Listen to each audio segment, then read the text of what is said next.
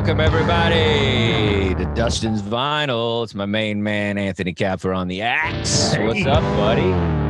Hey, what's Good going to on? see you. Is this working? Jeff always makes you self-conscious. I feel like I'm always cutting out. I got to make sure that I'm speaking properly. I angle my face in the right direction. Oh, yeah. Yeah, that's a good angle. Hey, we are. Here. Am I good?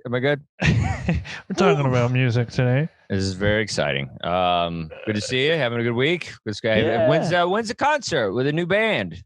I did a couple last weekend. We played just shows? Saturday and Sunday. Why don't you invite me, dude? Oh, I didn't. I'm around. I can make didn't know. shows. We got another one. Are you in town on the 30th? We got one on the 30th somewhere. I'll come. All right. I'll come out All there, right. Jay. I'll make Jay come. He doesn't come out of his man computer cave, but I'll force him to come.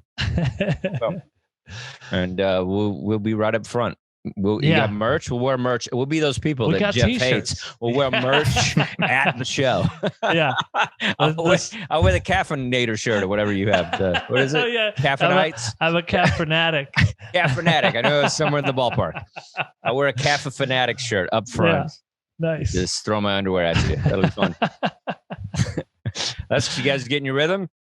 It's been pretty good. We played at the Redwood in downtown. Dude, that's awesome. It was pretty cool. Dude, I want to see anything but stand-up comedy. So please invite me. I'm so sick of comedy that I just want to see another art form that's not, hey, I'm from LA, the difference between LA and New York. You know what I mean? Like I just can't do it anymore. You ever notice traffic? These gas prices, I just can't. So please invite me out and we'll have a good time. And I'm playing. You've never seen me play drums either. I haven't. I've seen you beat a joke to death, but I've never seen you beat the drums. Hey, this guy. How's the singer? Is he good? Is he got like a punk rock voice or what? Punk rock kind of thing, kind of garage rock. If you like the Stooges and that kind of stuff, I think. Okay, all right. I'm in. Yeah. All right, let's do it. Maybe we'll have we could have a concert on here. Maybe you guys could do like a couple songs in one day. We do a virtual concert on Dustin's Vinyl. Let's do that. That'd be fun. Yeah, we gotta do it. And there's an album out, so maybe we'll. You're already on the album? I'm not on the album, but I'm gonna be on the next single, which is coming out in a few weeks. Nice. So, what's the name of the single? Bloody Nose is the name of the song. You guys have the worst titles. I love it. I have nothing to do with that. I don't write the songs. I don't write the lyrics. Die laughing. I didn't name the band. Bloody Nose. I love it. I assume that one's about cocaine. Maybe. I don't know what it's about. How's it not about cocaine? It has to be, right? It's come on, dude. What are you Mormon? What are you, a Christian? That goes with the theme today. Oh. What have you been in Bible school your whole life? Bloody Nose. I did go to Catholic school for a couple of years. Did you really? How old were you? Fifth grade. So maybe 10 to like 14. Yeah. Any incidents or you good? No, I was good. You were an altar boy? I was an altar boy for a year, and even still, I try not to be alone with the guy. Yeah, well, that's when you know you're not that attractive, when you don't have a story. even with us being alone, he had a bottle of wine. Nothing happened. I wore a Speedo. Yeah, nothing. G-string, whatever. That'd have been funnier. G-string. Jokes don't always work. I try to force a joke on Jay before the show started. He was like, "I get it. I'm just not laughing. It's Texas humor." And I was like, "Okay, damn, it's rough." Producers just put you in your place. How's your week, man? What are you up to? Oh yeah, I'm on this show too. I'm good. I did a show in Bellflower, California. Here, it's like towards like Long Beach, and it was good. It was like, but they were animals. Like the crowd was just so drunk and like, they all got their phones out. And it's just like, you could tell every guy there has like a hip hop demo to give you, you know what I mean? Like, it's like that kind of crowd. Yeah. It's like gold chains flying around. Like, and it was rowdy. And it's like one of those shows. And then it's like, but it's fun because I've been having to be clean lately with all the, opening stuff I do for Nate and stuff. So it was nice to just go in hard and just let loose and just smack them in the mouth. It was fun. I did really well. They loved it. I was just shitting on everybody and they just loved it. I've seen that in New York. I've seen. Yeah, I'm at my best when I'm just like slapping them in the mouth and not giving a shit. So it was fun. It was fun to do that. It was fun to let loose all the dad issues I have on a crowd full of just people that want to have a good time. Speaking of a good time, let's bring in our other host of the show. Very funny guy. You're going to see him soon on a very popular Amazon show. Please give it up for Jeffrey Paul and our ever so funny, excellent music person, producer, Adam Holtz. Jeffrey Paul, Adam Holtz. Give it up, guys. Yeah. I never get tired of that little guitar. Guitar. You coming in with guitar. Who doesn't want to come in with guitar? There's two things every man on this planet wants to come into a room on is a guitar and a smoke machine. That's we got to get a smoke machine on the show. Yeah, that would work great on Zoom. Just some pyrotechnics. This feed, it's taken Jeff like 2 months just to get his feed to work after his internet service. So I don't think we need smoke like covering his face. You know what I mean? No? Thank you, Adam. You always laugh at me and I appreciate it. You have a good laugh too. It's perfect. You're good. You go with the theme today. You're a Christian. All right. So what's up, Jeff? How you been? Slaying it out there, being busy. I love it. I have been. I have one qualifier though for what you said. If it's an unsigned band, then you could wear the T-shirt of the band that you're going to see to support. Okay, that's interesting. That's a good point. Okay, so if their mother brought them to the show, then you can wear them. So if you go see and support Anthony's band, great job. Whatever the dumb name of his band is, what is it called? Nosebleed again? Die Laughing is the band. The next single. Dumb. We just say interesting. We make fun of it, but we don't say dumb. No. All right. Well, I didn't name it. I don't care. It's in my merch. Die Laughing. So I thought it was going to be the name. I'm making fun of him. So if you wear a Die Laughing shirt then it's okay. But if you go see Def Leppard and you're wearing a Def Leppard shirt, you can't do it. Not that cool. But how about this? At one of our shows, I wore the T-shirt. I'm the drummer. What do you think? Is that acceptable? You can always do that. Okay. It depends. If you're in the band, of course you can. I don't know. Not if you're the singer. If you're the singer, no. I think it's cooler when like bands wear other bands' shirts on stage. Like, that's not cooler. I think that's so cool. We see Axl Rose in a Motorhead shirt. That's the coolest thing ever. Yeah. Does he wear a Motorhead shirt? Absolutely. I have a picture of him. David Lee Roth always wore a Van Halen shirt. Did he? It's David Lee Roth. I mean, you can't think of a more narcissistic person on the planet. And is he a great frontman? He was. Now he's just retired. Mick Jagger didn't wear anyone else's merch. It's also the perfect logo. I mean, that's why it works. Great logo. It's the best logo of all time. So it works. It's not the names. It's not the words. It's just a logo. It's different. Yeah. It's different when it's just a logo. Does Die Laughing have a logo? Yeah, there's like a little skull face that has like bangs and a bow in its hair. If you have merch, I'm going to get a Die Laughing shirt. Okay. What's your merch? We'll go buy your merch and put it on the show. I have merch. Yeah. What do you have? What do you have merch? You got like pajamas? What do you say? I sell t-shirts. What's on the shirt? You got a logo? His face? Is your face? No, I have two different shirts. I have one where it's a fist holding a microphone, and then I have another one with the comedy and tragedy faces. Oh, that's cool.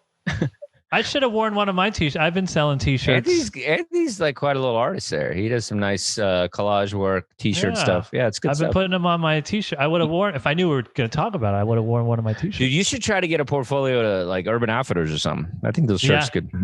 Yeah, you might be able to get something going. This shirt was from Urban Outfitters. This is You could do better. Yeah. I think that I thought that was Jeff's merch. I thought that was Jeff. Yeah, on the back is the hat. My shirts look better than that.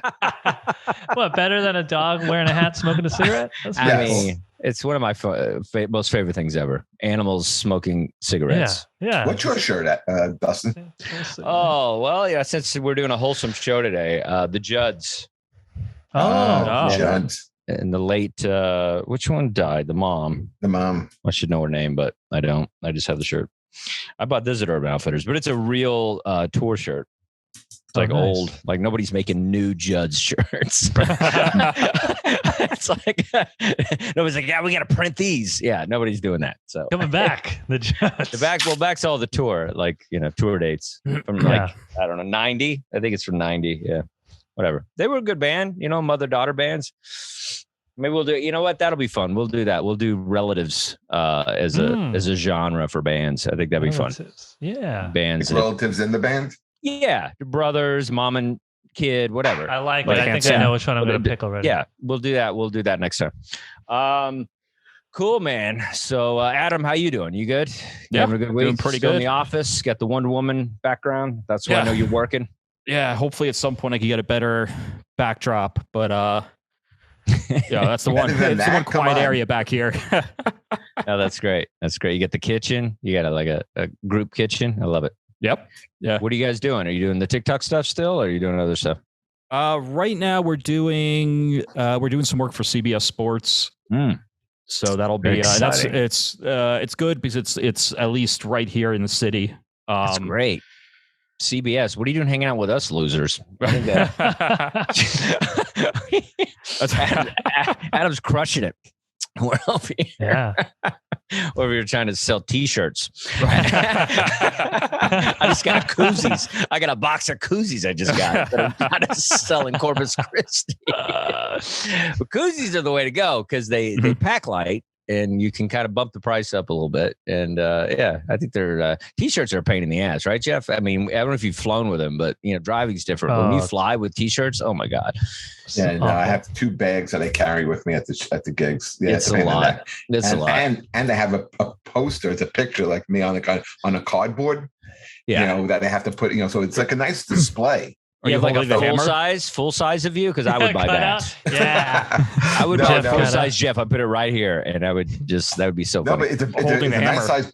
It's a nice size poster with a tripod that I put in front of it, and then the shirts, so it draws people in. I sell shirts at every show. I know you do. Yeah. You're a hustler. I'm not making fun of that. I am making fun of you, but I know you're a hustler and you're selling. That's all that matters. Yeah, we're all cheesy. That's how you have to.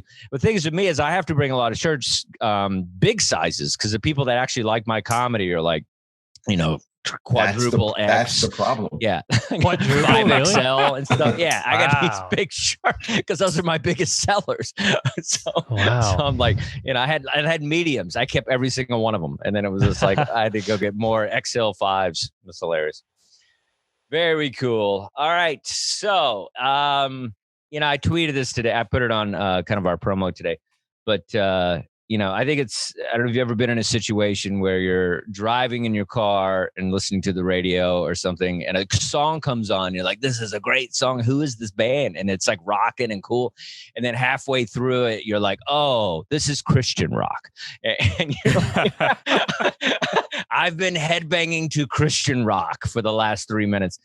And I think that happens a lot, where it's just like, there's I can't believe there's actual Christian rock stations, and it's a big, genre of music that a lot of us make fun of. Mm-hmm. I think a lot of us avoid it at all cost. Even when there's bands that get a hint of like, Christianity, you're like, I think it was the band. It was like the band kind of sounds like Pearl Jam, Creed. Like everybody thought, were they Christian? And then POD, I think, is a pretty good band. And they're Christian. Same and so thing. There's bands that have been out there that you kind of, know that they lean that way. But then, I don't know. It's just something that, we kind of make fun of. So I thought the challenge today would be like, let me throw this in there and see what they come up with. And this is the first time everybody like got back immediately. Like, is it the fastest you guys ever had a band? Because I think it's the only band that's Christian. That's probably one. Yeah, it was the only one I liked. It's like, I don't know any other band. I only knew one, the one I picked. So it was like, I thought it was so funny that everybody, it usually takes forever. Jeff's always so angry. Nobody gets their albums in time. And then everybody's like, pop, pop, pop. It took like 5 minutes. Everybody had their album in. So, but I think it's an interesting thing. So our genre today was Christian rock. And if anybody's out there in Twitch zone, if you guys could tweet us back any good Christian rock or gospel rock or whatever, anything that has to do with the Lord, I guess, feel free to hit us and let us know those bands. And so let's open it up. Jeff, I'm going to open up with you. Your band, what did you pick? Why did you pick? Talk to us. Let's do it. All right. So I picked Jaws of Clay. And they've been around for a little bit. And I chose their debut album because this debut album I thought was a great album to begin with. And just like you, I remember listening to them back in the 90s. And it took me a little while to figure out that they were Christian rock. And Christian rock is pretty big. There was a big station in New York called WPLJ, and it was legendary. And it had all the big New York DJs like Carol Miller and everybody like that. And that just recently turned Christian rock. Oh, wow. Yeah. So, I mean, it is bigger than I think we kind of give it credit for. But I picked Jaws of Clay, and just what Jaws of Clay means, it means the light of the gospel or the message of Jesus. That's what the meaning of Jaws of Clay is. And I thought the album was great. If you listen to it, it opens with a great song called Liquid. Liquid is haunting. The acoustic on this song. I mean, a lot of their songs are acoustic and violin, and it's just a beautiful blending of the two. But this is a song about the crucifixion, but it's also musically it's a clean acoustic sound. It blends beautifully with the violin, and I love that combo. And then I think the first three songs on the album are really good. Another highlight to me was a song called Sinking. It was a great blend of folk and rock and pop, like a lot of their songs are. And I also thought it had a great message connected with it as well. It was a song about not really needing God until you realize that you do. And I think sometimes we've all kind of been in that spot. So it was a song I kind of identified with and liked a lot. And then the song that kind of drew me in back in the 90s to this band was their hit single Flood, which is, just recapping, the story of the flood with the lyrics, for 40 days and for 40 nights, but it's a great song. I always loved this song. I always loved the energy of it. This group, what I like about them is their harmonies. If you remember a band from the 90s called Toad the Wet Sprocket, it kind of remind me a little bit of Toad the Wet Sprocket, who I always thought was underrated. Also on this debut album, I don't know if you picked up on this, but on two of the tracks, Adrian Belew from King Crimson played on it. So that was pretty cool. A couple of other songs that stood out were Worlds Apart, Boy on a String, and Love Song for a Savior. Again, I think this is a really beautiful album. Really, I went and listened to some. See, one of the advantages, guys, of getting the albums in early, I can listen to them a few different times and then try and find different versions of them. So with Jaws of Clay, I was able to kind of see what are these guys up to recently, and they still sounded really good, man, from what I heard. So I thought it stood up, and I really like this. What do you guys think? Well, that's the thing is when it's Christian rock, I don't know how many times you actually want to listen to it, but I tell you, listening to so much Christian music, it really made me want to do some cocaine, get a hooker, and then get an abortion. You know what I mean? It was just it's a lot. I've never listened to this much Christian music, and I used to be a Mormon. So yeah, this was a lot. I felt out of all the album selections, this one felt the most Christian rock. I felt like this felt the most, definitely a very, very, very, very talented band, but it felt like, some of the music we were listening to with the other albums didn't quite, push certain words like Jesus and things. And a little bit of that would come in play. But they really went hard with, this, saving and music with the, Jesus, like a lot of lines that are very biblical and stuff. And so, they made it very obvious. There's no, you're not turning this on and being like, I wonder what this is. You're like, oh, I know right away. Right. Yeah. There's no disguising this through a guitar solo or something. You're like, oh, okay, this is what this is. But I thought it was good. It was. I kind of fell out of love with it after a while. It took me about 9 tracks or 8 tracks. And I was kind of like, okay, but I felt like they were very together musically. Mm-hmm. I felt like they could have gone another direction maybe, and even, you know, if they danced with the devil, maybe they would have been more famous. Who knows? But they chose the light, Jeff. They chose the light. So, but yeah, I thought they had a lot of good harmony sounds, a lot of good, you know, just kind of, you know, different acoustic stuff and things. And so, yeah, I felt like they're a very solid band. Do you know their backstory? Did they start out like not Christian and then kind of went Christian? No, they were always a Christian band. So out of the gate. Okay. See, that's different too, because some of the bands today went the other direction. So yeah. So I you know, I commend that. I think it's great. But yeah, I don't know how much of this band I could really listen to, but I thought they could have gone mainstream and probably done as well. But yeah, they were good. Anthony, what did you think about this band? And I'm sure you're going to go out and buy the T-shirt. Oh yeah, Jersey Clay T-shirt. I think that I would have liked this a lot more if it wasn't Christian. Because you're a Satanist. The sound, you know, I like the sound. Although towards as the album went on, it kind of just felt like it was the same song over and over again. But I like what they're doing. Acoustic guitars, kind of like drum machine kind of sounding. Percussion but you're right about that, Anthony. I'm sorry, but you're right about that. It is a drum machine. Yeah. And I thought the first 3 songs all were a little different. And then I did think the middle of the album does kind of like, it does sound a little bit the same, but it ends strong when from Flood on, you know, I think you know, the songs stand out. And I think Flood easily stands out. That and Liquid to me are the 2 big hits on the album. Yeah, I mean the sound is good, but you know, Love Song for a Savior, and then the song He. I'm like, okay, I wonder who he is supposed to be. Just too much. Well, it's Christian. Every song. I mean, you know what it I is. know, but does it have to? Does every song have to be about God just because they're Christian? It's a Christian rock band.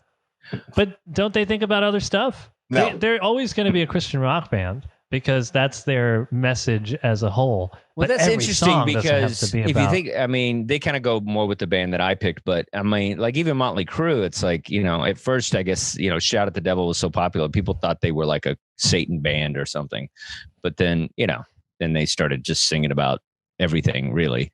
Yeah. I don't know. They didn't keep it on Satan. That's what I'm saying. I didn't think every song had Ozzy, to be like, you know what I mean? Like, I don't know. Yeah. Like Ozzy, you know, Ozzy. Sometimes Ozzy's just coming home. Yeah.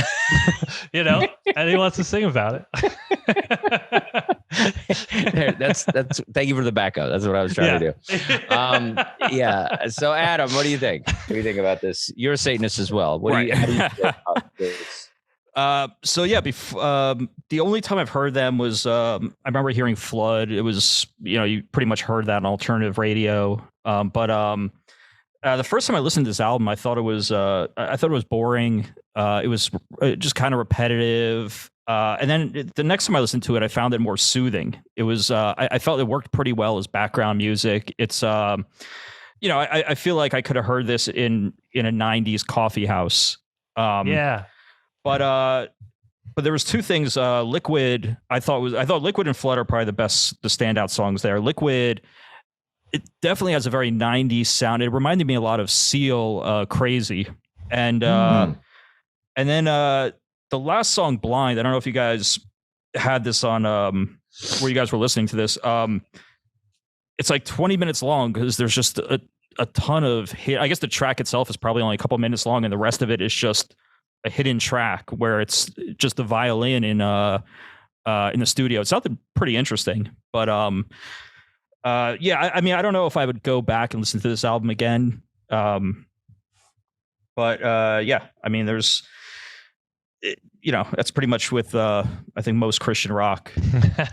Yeah, I mean, yeah. Apparently, I was at a show one time. Apparently, the biggest, I don't even know their name. It might have been them. I don't know. There's some. I don't know who the biggest Christian rock band is, but apparently they were in the audience, and it was everybody's flipping out that was on my team because they're all, you know, Tennessee people that take this Christian stuff pretty, you know, intense.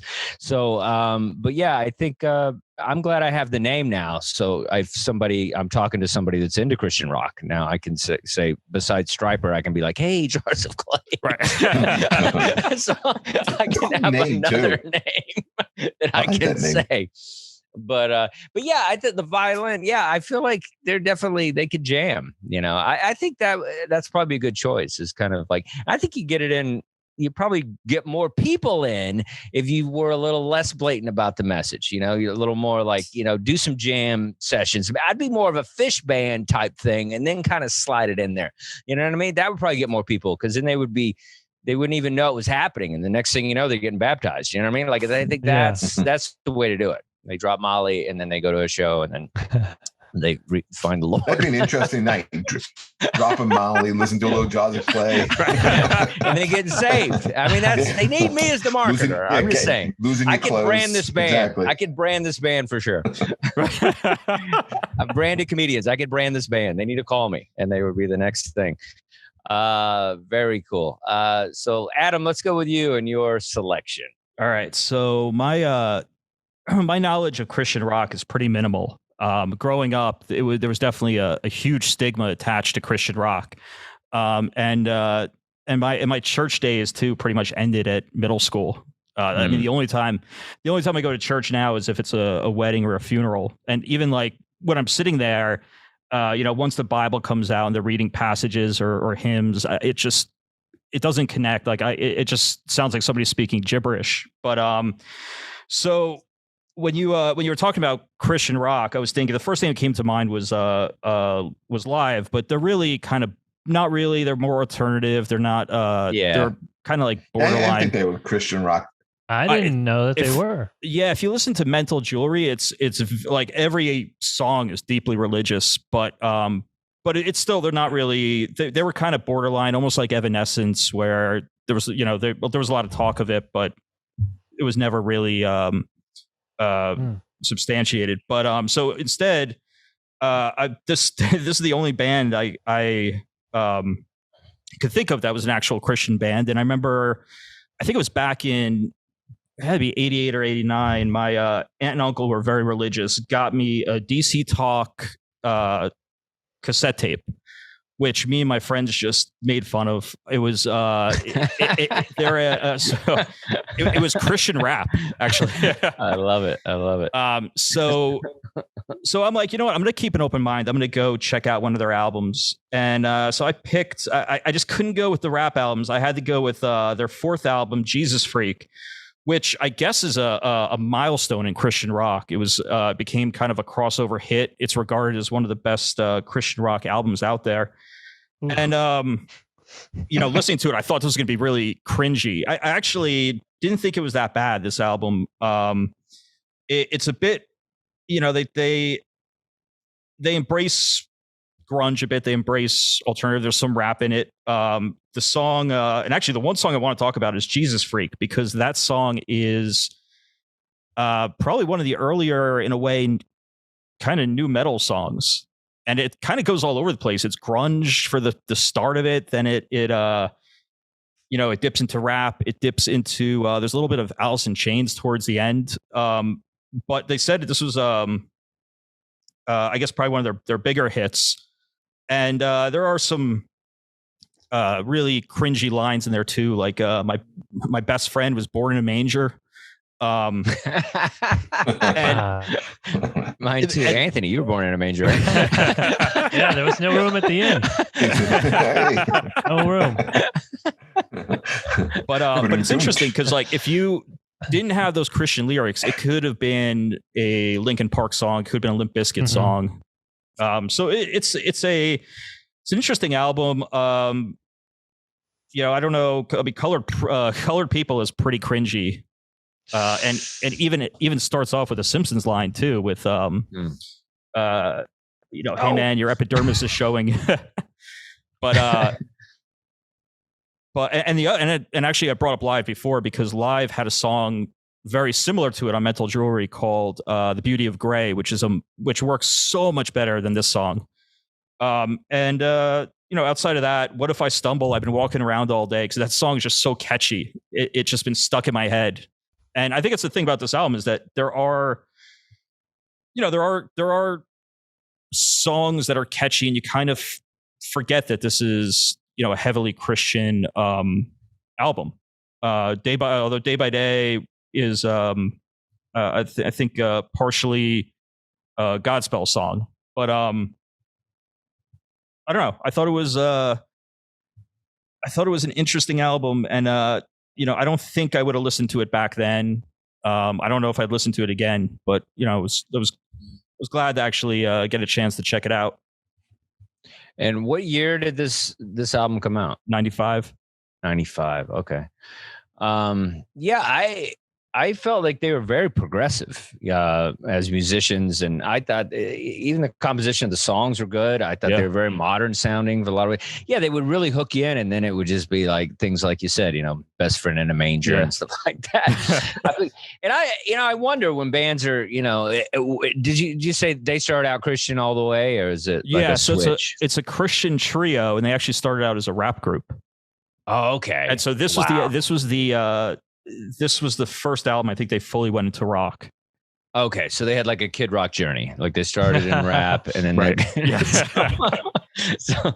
I thought this band was I think out of all the ones that we listened to today, I think they're probably the most complex as far as, song arrangements and stuff. I thought they were, good. I think every song kind of sounded a little different, I think they had, they kind of like took you for a ride in different kind of sounds, which I think is always interesting in an album like this. But yeah, I think as I was listening to it, I was like, this is not bad. It was one of those that I was just kind of like, this is pretty good. I mean, I could have it on and not think about and that's what's funny is like, how much a heathen are we that we have to be like, oh, I can't have an uplifting line about something about the Bible. like I love how that gets to us, that we're so ingrained to this like Sex Pistols mentality that we can't even enjoy a good line about, being good to people, It's like, have something that you believe in and give to the poor, So it is interesting that our brains are so just kind of like against this, because we're just so into, heavy metal and punk and stuff. And so I don't know. I think that's an interesting thing. I mean, being that I was Mormon, we have the greatest band of all time. The Mormon Tabernacle Choir, nobody's better than us. So it's like, but it's interesting. But I don't think there's I guess a Mormon band. Actually, we do have the best Mormon band. It's somebody told me who's that song? The Killers. The Killers. Yeah, they're technically a Mormon band. Oh, they're Mormon? The three of them are Mormon. So and they're like devout. They go to they're totally. I had no idea. Yeah, no drugs, nothing. Yeah, they're all in it. But so that's I didn't even think about them. But people don't look at Mormonism as Christianity. So it's like if we do cult bands, that'll be a fun show. Maybe we'll do that next time.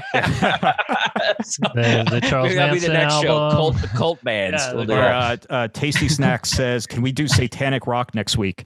Yes. Ooh, yes. Satanic. Tasty Snacks. We could do that. I feel like we do that every other week. But we can do that. We cover a lot of Satan bands. I mean, Anthony has a great Satan song. You should close out with that song today, Anthony. So get ready for the Satan song later. Get ready for. I'll do my best. I haven't played it all right. Very cool. Jeff, how'd you feel about the DC Talks thing? You put it perfectly when you said the songs don't sound the same. I agree with you 100% on that. I loved it. I love this record. I love their voices. I thought Colored People, I don't think it was a cringy song at all, Adam. I thought it was a really good song. In fact, I went back and listened to it a couple of times because I enjoyed it that much. You're right. Definitely. What If I Stumble was great. Mm-hmm. Day by Day is from gospel, but it is also taken from the gospel. And Between You and Me, I thought was a really standout song. I thought they were great, man. I really enjoyed this, and I would listen to this even if even knowing that it's Christian rock. I thought it was a very, very enjoyable record. Very cool. Anthony. Oh man, my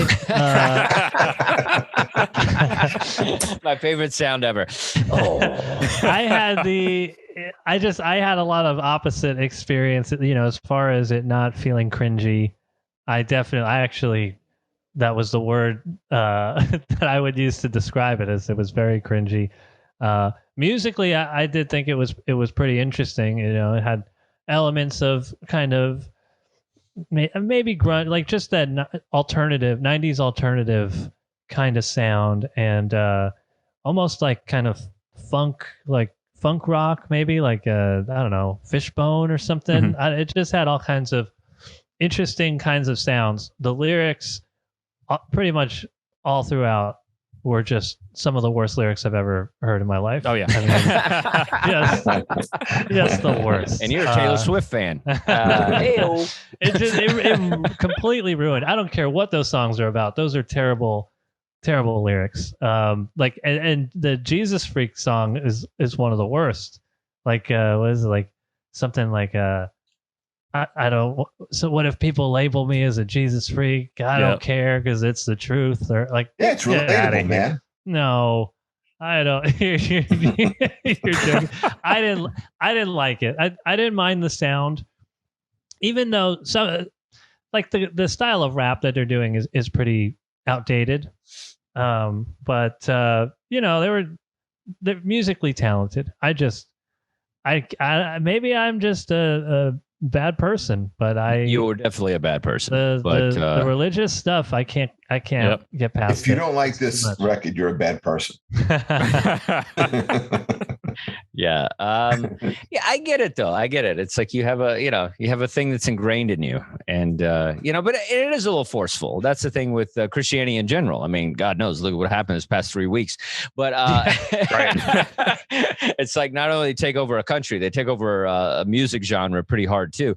But yeah, I think a little dial it back a little bit. Like I love, the fact that people go, is Creed, is this band, is live, whatever. Like I think that's the way to go, is to have a message through subtlety. So, but Christianity hasn't been very subtle in the past few years. So my band that I picked, I remember I met this kid in junior high. I think his name was Jeff, and he had a green Beetle, and it was kind of like, I felt like he reminded me of like Kevin Bacon from Footloose, like the one guy with the Beetle, and he introduced me to music. Like he had like basically all that kind of music. And then I remember he put a cassette tape in, and I was just like, this is cool, and it was it was kind of rocking and stuff, and it was Stryper, and I was like, I go, yeah, is this like a Christian band? And he was like, yeah, man, it's my favorite band, and like it's the only metal band that his parents would let him listen to, and it was like a whole thing. And he really got me into this band, and it was like, it was at the time when it was like 80s, 85, it might have been a little around there. It's like, everything was, Motley Crue and Def Leppard and like, Whitesnake and all that stuff. So this was kind of the response to that. And I remember we saw them at Six Flags over Texas. They used to do concerts, and I remember being in the crowd, and we're sitting there and we're rocking it out to Stryper and stuff. And they were, and then we got hit in the head with Bibles. They were throwing little Bibles into the crowd. We're like, I'm just getting hit with Bibles left and right. I was like, I got black eyes in this crowd, but they're holding our Bible. We're so excited. So it was like the funniest moment, just seeing people get pegged in the head with these little Bibles.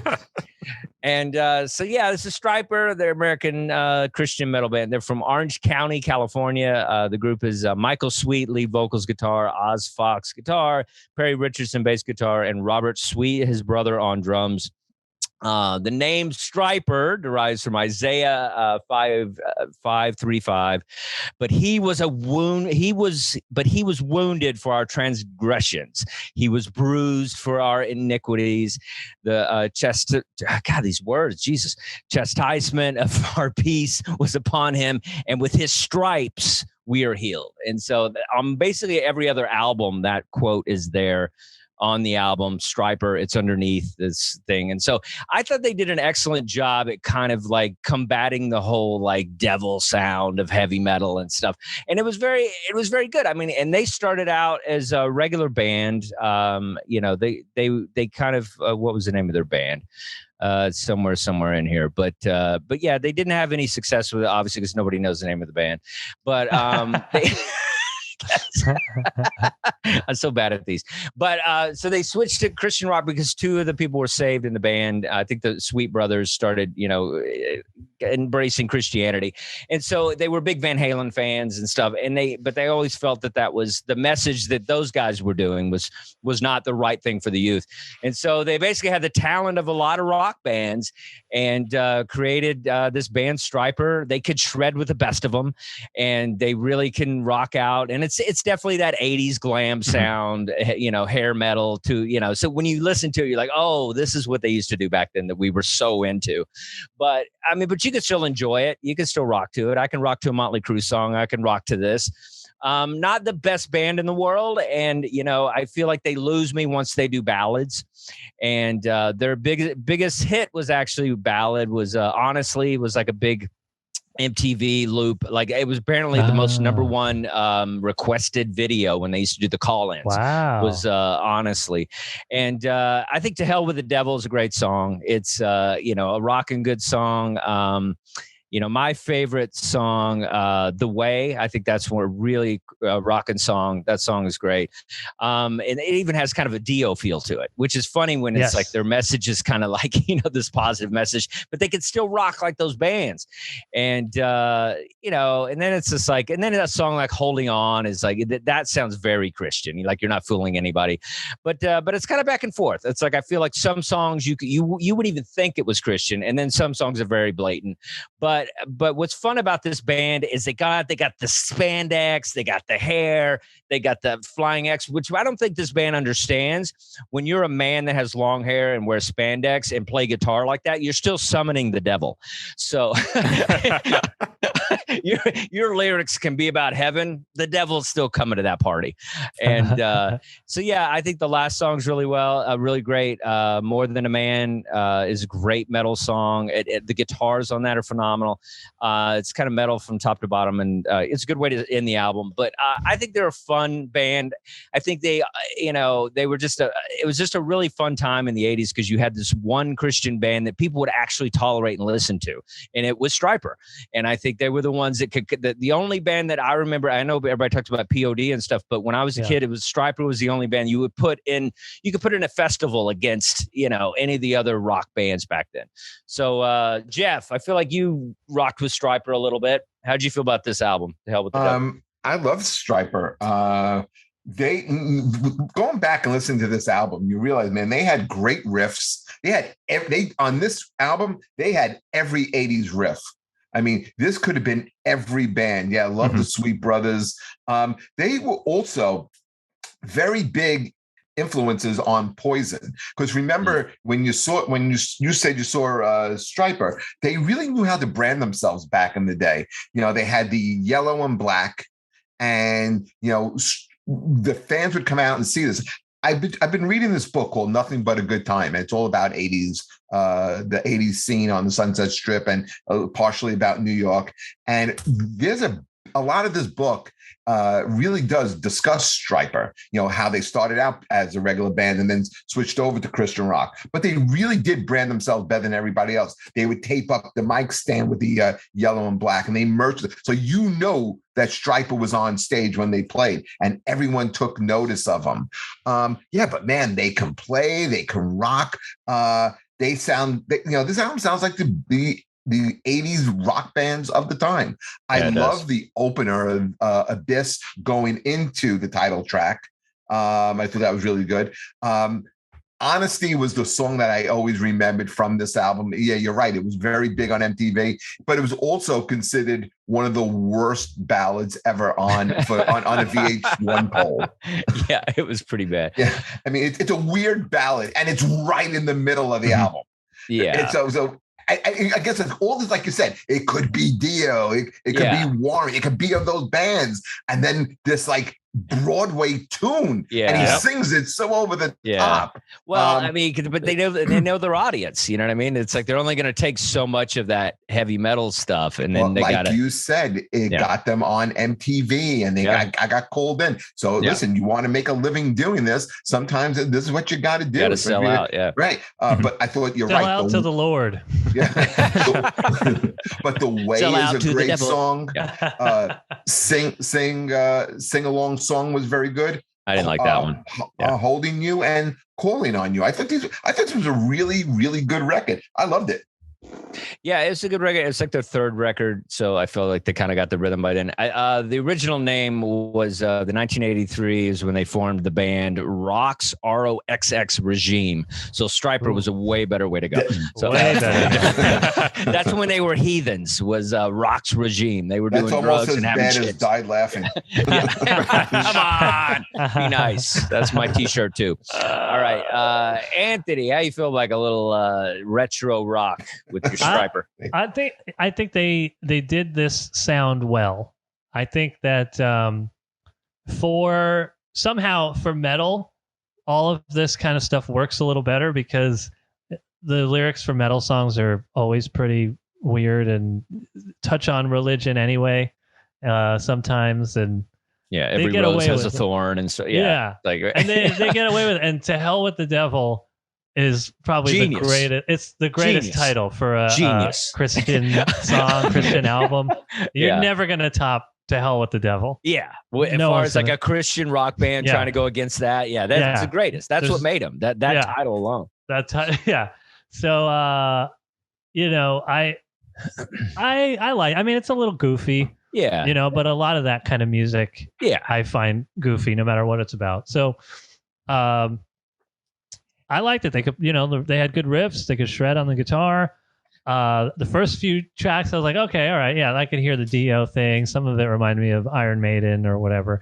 And then I'm like, oh, but they might, because I was not familiar with them, so I didn't know. I was like, they've got to have a power ballad about God. It's got to be. Then I got to it, and it's pretty awful. Yeah. If a Christian band does a power ballad, instead of a lighter, do you just hold up incense? I don't know. You hold up a cross. Cross. I thought it was pretty good. When I listen to them, I don't listen to them the same way I listen to Sabbath or anything, but probably the same way I listen to Poison. I'm like, Poison. This is fun music. And there's some brilliant moments musically, but it's very far and few between. Adam or something. So, I think out of the 4 albums we did this week, this is the one that I liked the most. Just because it was rocking, it definitely had that nostalgia feel. It didn't seem, even though I knew that Stryper was a Christian band, it didn't seem overtly Christian, or at least they weren't, just banging you over the head with it. Although now that you said that they were tossing little Bibles out, it's literally hitting you over the head with it. But, they used to play the go-go, the Whiskey a Go-Go. Oh, nice. And they used to do that, throw the Bibles out. Oh, that's great. But I mean, those first 4 songs are fantastic. To Hell with the Devil, Calling on You, Free. I'm with you guys on that ballad. It was awful, and it's just that theatrical nature. It reminded me a lot of Supertramp. I like Supertramp though. But I mean, I like them too. It just I don't know. It just had that kind of like sound to it. Yeah. But no, I mean, this is one I would definitely probably keep listening to. It's a good driving album. I wonder if I had heard this in '86, whether I probably would have enjoyed it. I mean, this is the kind of music I was listening to then. I probably also wouldn't have known that it was Christian rock, but I was also 8 years old at the time. So yeah, I mean, I was 7th grade or whatever, but we were just enjoying it. Like it wasn't about being Christian. It was about they were still spinning the sticks and flying V guitar and doing long solos, and so all that stuff was still there. So I felt like it kind of best way to get your message through. Yeah. All right. Very cool. Anthony, what'd you bring us? I brought. Oh, before I do mine, we were talking about the names of the bands except for Adam's band. I wanted to ask, is that a Christian band name? The DC Talk? Yeah, I think it stands for Devout Christian. Oh, I think. Okay. Yeah. Okay. I got to look it up. I looked it up the other day. I think that's what it was. Yeah. Okay. So, because I don't think the band I picked, I don't think that their name is not related to Christianity, but I picked MXPX, The Ever Passing Moment, which was their album that came out in the year 2000, and I think that musically, to me, it's like a perfect blend of like Green Day, Blink-182. I hear some Descendants influence in there. I think the guitar player from the Descendants plays on one of the songs on this too. There's a little Elvis Costello in there. And this album I bought when it came out. I was in high school, and I didn't know that they were a Christian punk band at all.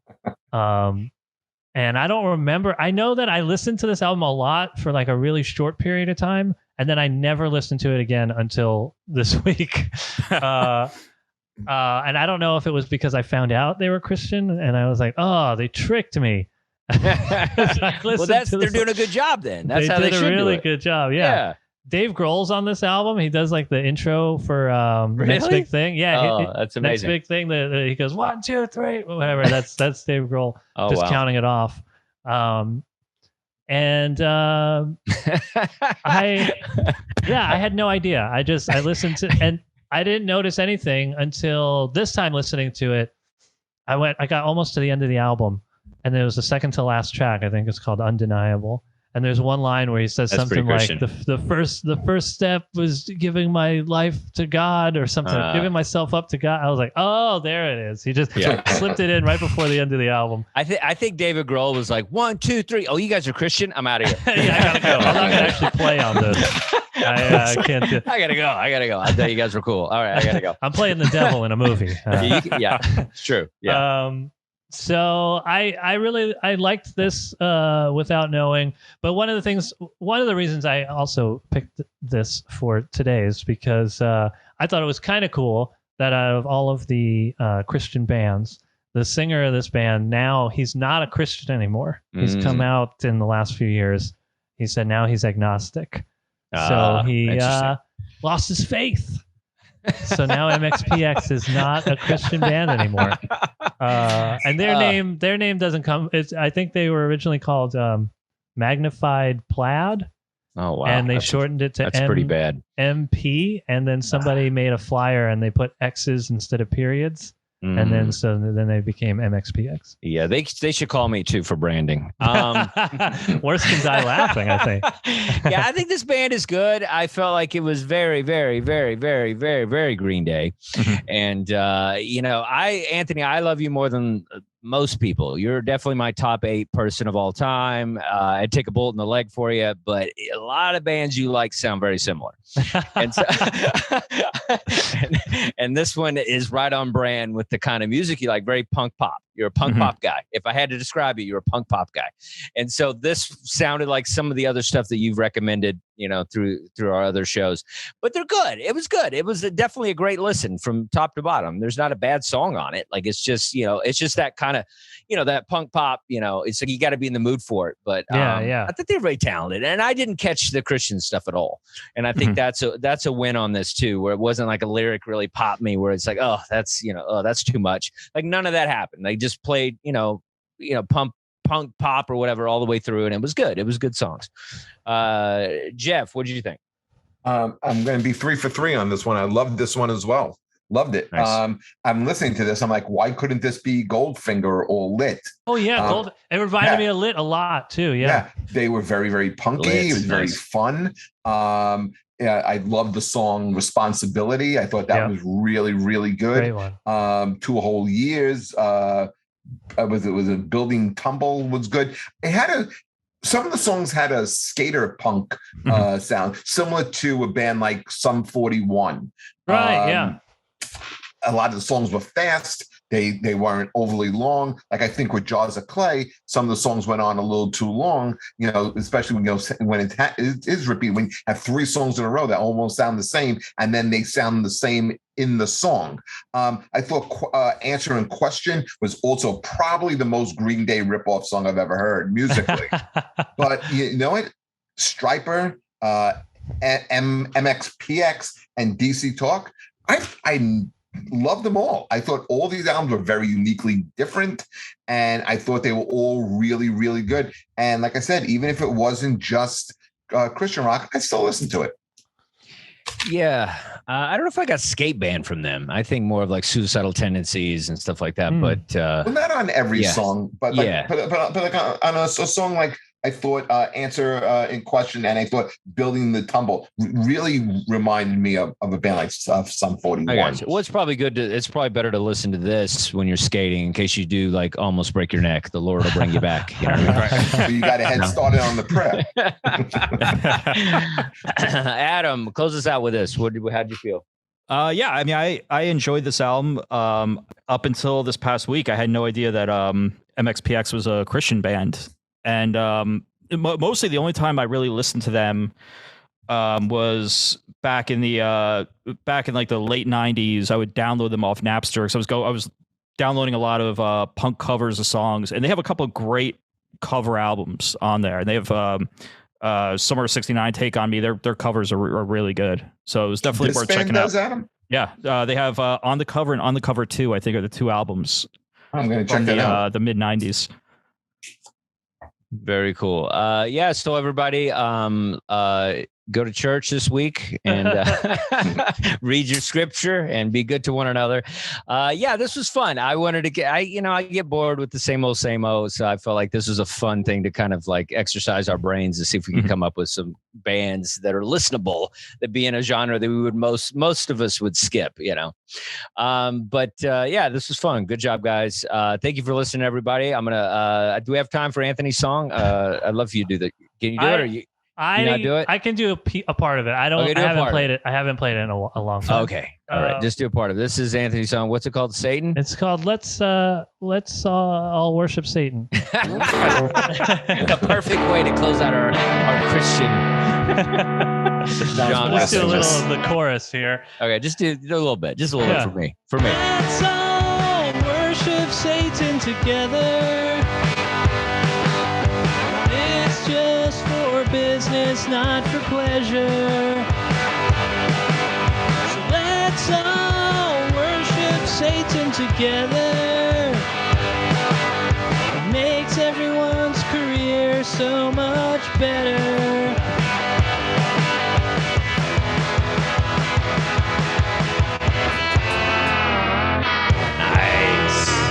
Satan, Jesus, Allah, whoever you want, guys. Scientology. I thought about joining Scientology because I'm trying to get more acting work. All right, everybody. And that's streaming everywhere. Stream that on. Stream Anthony's album. Love you guys. Listen to us. Check out our YouTube page, Dustin's Vinyl. Thank you. Bye-bye. Bye, everybody. See you later. Bye, everybody.